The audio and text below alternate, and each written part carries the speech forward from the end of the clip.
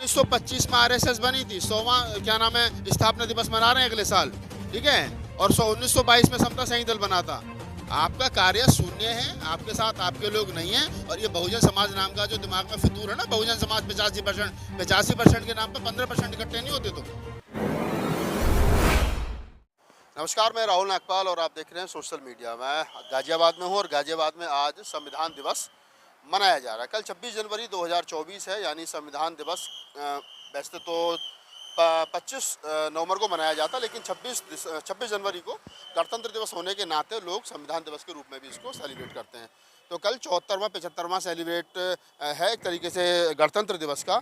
और मेरे साथ कुछ मेहमान हैं, अंदर प्रोग्राम चल रहा है, मैं वो भी दिखाऊंगा आपको। क्या नाम है सर आपका? जनार्दन राम।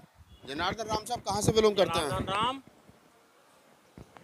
राष्ट्रीय संयोजक, भारतीय लोकतांत्रिक समाज महासंघ। तो क्या सोच करके आप ये यहाँ पर भारतीय लोकतांत्रिक समाज महासंघ के बैनर तले जो आज यहाँ मना रहे हैं, क्या है, क्या उद्देश्य क्या है? इसका उद्देश्य है, चूँकि हमारा देश शासन व्यवस्था से चलता है और शासन व्यवस्था के अग्रणी भूमिका में निर्वाचक होते हैं, जो जनता के मध्य प्रौढ़ यानी 18 वर्ष या 18 वर्ष से ऊपर के लोग होते हैं। इनकी एक बहुत बड़ी भूमिका होती है और इनके द्वारा शासन सत्ता को कंट्रोल किया जा सकता है। और इस निर्वाचक जो जनता के मध्य के 18 वर्ष से ऊपर के जो व्यक्ति होते हैं, इन्हें निर्वाचक कहा गया है। और ये निर्वाचक चूँकि मेन भूमिका में होते हैं, इनके द्वारा प्रतिनिधि निर्वाचित किए जाते हैं और इन प्रतिनिधियों के द्वारा शासन व्यवस्था डील की जाती है।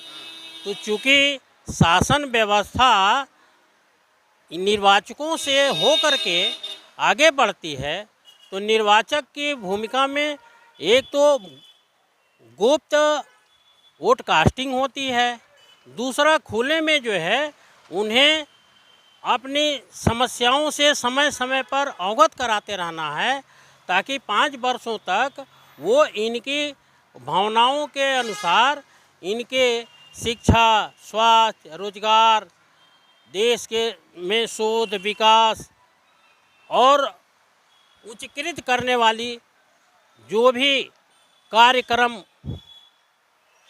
आयोजन बने, उस पर बनाकर ये बिल पास करावें, अनुपालन करावें।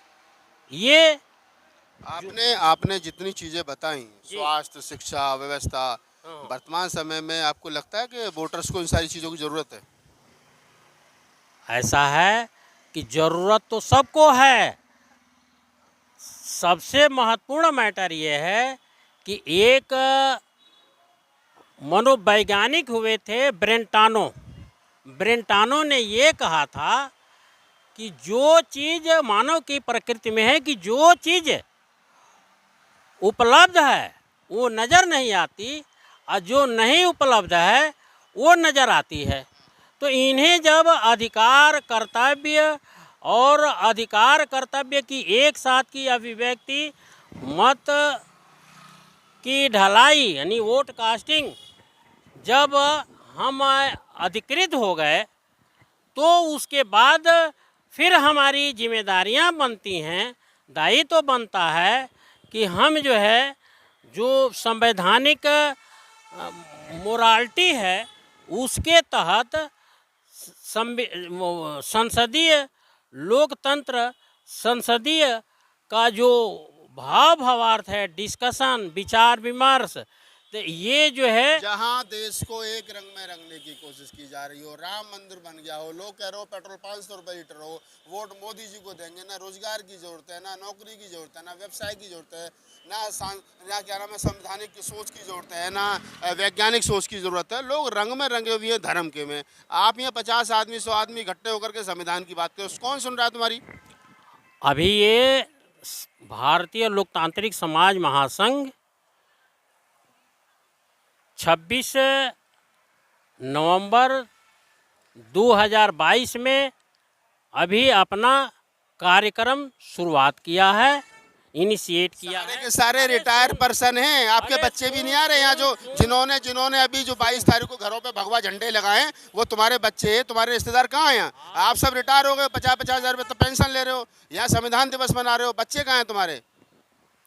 अभी आप जो क्वेश्चन कर रहे हैं ना, ये जनार्दन राम से कर रहे हैं, और जनार्दन राम कह रहा है कि 26 नवंबर 2022 से शुरुआत करके हम अभी आगे बढ़ रहे हैं। आपसे पहले वामसेप, आपसे पहले समता सैनिक दल, आपसे पहले बसपा, आपसे पहले भारतीय बौद्ध महासभा, आपसे पहले दलित शोषित परिषद, आपसे पहले वो हजारों संगठन जो संविधान की बात करते रहे, भाईचारे की बात करते रहे, समता करुणा मैत्री की बात करते रहे, सबको धूल चटा दी मोदी के हिंदुत्व ने। क्या काम है आपका? ये जो भी हमारे पहले संगठन बने हैं वो हमेशा रिएक्शनरी रहे हैं। भारतीय संविधान के आर्टिकल 13 में जिस चीज़ को शून्य कर दिया गया वो आज भी उसको जगाए हुए हैं, वो हमेशा रिएक्शनरी रहे हैं। अब बुद्ध ने जो है अंगुलीमान को शैतान से इंसान बना दिया। आप जो है 80-85%, 90% के लोग हैं, और इनको अपने कार्य से अगर आप संवैधानिक नैतिकता में संवैधानिक मार्ग को एडाप्ट करते हैं, संवैधानिक व्यवहार करते हैं, तो ये 3.5%, 15% के लोग वो भी इंसान अंगुलीमान की तरह से इंसान बन सकते हैं, बशर्ते हम तो एक्शन में आवे। उन्होंने जिस बुद्ध का जिक्र आप कर रहे हो, उन्होंने कह दिया कि बुद्ध विष्णु के 9वें अवतार हैं, और लोगों ने स्वीकार भी कर लिया। अब आप बजाते रहो बुद्ध के नाम का घंटा। हमारे जो 80-85% के लोग हैं, एक कौन है 80%? बताओ तो सही।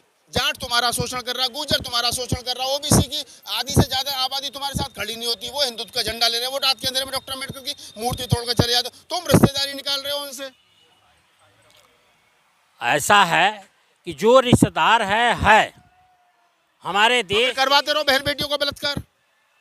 ऐसा है कि आज जो हो रहा है वो आज का क्रिएशन नहीं है, वो बरसों का क्रिएशन है।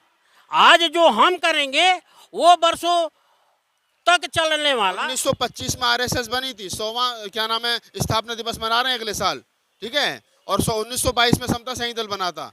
आपका कार्य शून्य है, आपके साथ आपके लोग नहीं हैं, और ये बहुजन समाज नाम का जो दिमाग में फितूर है ना, बहुजन समाज 85% के नाम पे 15% इकट्ठे नहीं होते तुम। ऐसा है कि देश में जो है सारे के सारे लोग जो है ये अनकॉन्स्टिट्यूशनल नहीं होते, इसमें कॉन्स्टिट्यूशनल लोग भी हैं। उन कॉन्स्टिट्यूशनल लोगों को लेकर के संविधान के संवैधानिक पद पर बैठे हुए प्रधान नरेंद्र मोदी ने राम मंदिर का उद्घाटन कर दिया। किसी ने सवाल करा कि आप संवैधानिक पद पर आप एक धर्म के कैसे हो सकते हो? कहा आपने पूछा कभी? ऐसा है कि आपका हो या हमारा हो, जब एक पहचान हो जाती है ना, तो उस पहचान पर हर लोग स्वीकार करने के लिए। दिल्ली यूनिवर्सिटी को भगवा कर दिया गया, वहां पर मेन बोर्ड पर लिख दिया जय श्री राम, पूरे में भगवा भगवा कर दिया गया। क्या सरकारी बिल्डिंग, सरकारी संपदा जो है वो एक धर्म विशेष की हो सकती है? देखिए, एक्शनल मैटर है, वो 1925 में शुरुआत कर लिया था, हम आज से शुरुआत कर रहे हैं। अरे साहब, आपसे पहले भी बहुत सारे लोग, 5 लाख संगठन आपसे पहले हैं, तो ऐसा तो नहीं है। वो सारे रिएक्शनरी रहे हैं, ये मैं आपको क्लियर कट बताना चाह रहा हूँ। उन्होंने अपने वक्तव्य में काउंटर फोर्सेज का डिटेल किया, क्रिटिसाइज किया, कमेंट्स किया। मतलब बाबा साहब डॉक्टर अम्बेडकर आपसे कम पढ़े लिखे थे, जिन्होंने भारतीय बौद्ध महासभा बनाई, उसका बायलॉज बनाया, समता सैनिक दल बनाया, आरपीआई बनाई, शेड्यूल कास्ट फेडरेशन बनाई, वो फेल हो गए उनके मरने के बाद में। आप कामयाब हो जाओगे? या आपका बायलॉज या आपकी सोच ज़्यादा अच्छी है? आप तो ये बताइए कि बाबा साहब को साथ देने वाले लोग उस समय कितने थे? और उस समय जितने भी थे वो लड़ झगड़ के आपको अधिकार दे गए, और आप जितने भी हो आप उन अधिकारों को बचा नहीं पा रहे हो। दिया तो आप उन अधिकारों को भी नहीं बचा पाए। निजीकरण हो गया, संविधान चलाया जा रहा, संवैधानिक अधिकार छीन रहे, क्या करा आपने बताओ? मैं यही बताना चाह रहा हूं कि ये समकालीन मैटर होती है। जिस काल में हम हैं, इस काल में हमें एक्शन में आना चाहिए था। हम जो है इस काल में रिएक्शनरी रहे। हमारा जो नियर जो पास्ट का व्यक्ति रहा है या है, चाहे संगठन हो या व्यक्ति हो, वो रिएक्शनरी रहा है और आपने जो एक्शन करता रहा उसमें बंदर को लिया के काउंटर फोर्सेज के बंदर को लिया कर नचाता रहा है, जिससे जो क्लियर कट इसकी जो व्यू आइडिया जो फील्ड में जानी चाहिए थी वो विराम में लग गई है। खैर, मैंने इनसे बात इसलिए की क्योंकि मैंने इनका अंदर भाषण सुना और बड़ा अच्छा उनका भाषण था। कैडराइज लोग हैं, सबसे बड़ी बात यह है, और रिटायर्ड ज़्यादातर ये लोग हैं।